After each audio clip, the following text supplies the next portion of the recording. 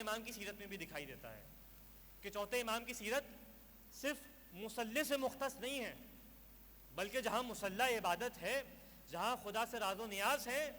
وہاں بہت بڑا پہلو اس امام کا وہ دکھائی دیتا ہے کہ جب رات کی تاریکی ہے تو پشت پہ کبھی روٹیاں ہیں، پشت پہ کبھی گھر کا سامان ہے، پشت پہ کبھی درہم و دینار ہے، اور مدینے کی گلیاں ہیں۔ وہاں یہ پہلو بھی امام کا بہت بارز دکھائی دیتا ہے، بہت واضح دکھائی دیتا ہے۔ اسی ذیل میں پانچویں امام، امام محمد باقر علیہ الصلوۃ والسلام،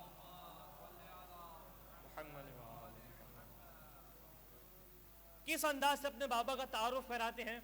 کس انداز سے بتلاتا ہے کہ میرے بابا نے دنیا میں کس طریقے سے زندگی گزاری، کہ کان علیہ السلام لا یخرج فی اللیلۃ الظلماء فیحلم الجراب علی ظہری، کہ رات کے وقت جب میرے بابا نکلتے تھے تو چمڑے کا ایک بیگ ہوتا تھا، چمڑے کا ایک ٹکڑا ہوتا تھا جو میرے بابا کی پشت پہ ہوتا تھا۔ اس پہ ہوتا کیا تھا؟ فیہ ضرر من الدنانیر والدراہم، اس کے اندر کبھی درہم و دینار ہوتے تھے، وربما حمل علی ظہری الطعام او الحطب، کبھی اس چمڑے کے اندر کھانا ہوتا تھا یا خشک لکڑیاں ہوتی تھیں۔ کام کیا ہوتا تھا کہ رات کی تاریکی میں مدینے کے فقراء کے گھروں پہ جائیں اور اس کو جانے کے بعد ان کے گھروں تک پہنچائیں۔ یہ کون سید سجاد ہیں جو مصلی عبادت پہ دعائیں کر رہے ہیں؟ توجہ کر رہے ہیں کس انداز سے اس دین کو سید سجاد نے اپنی زندگی کے مختلف پہلو میں بانٹا ہوا ہے۔ اور اس کے بعد طریقہ کار کیا ہوتا تھا؟ فَيَغَطَّ وَجْهَهُ، اپنے چہرے کو ڈھپا ہوا ہوتا تھا اور اپنے چہرے کو چھپایا ہوا ہوتا تھا۔ کس خاطر؟ کہ دروازے پہ آنے والا کہیں سید سجاد کا چہرہ نہ دیکھ لے، کہ جس کو دے رہے ہیں اس کی بھی عزت باقی رہے اور اس کی عزت میں بھی کمی نہ آئے۔ نتیجہ کیا ہوا کہ جب وفات ہوئی، جب انتقال ہوا، جب شہادت ہوئی، تو اس کے بعد کئی لوگوں کو معلوم چلا کہ جو ہمارے دروازے پہ آیا کرتا تھا وہ رسول کا بیٹا تھا، وہ رسول کا جانشین تھا۔ اس انداز سے دین کو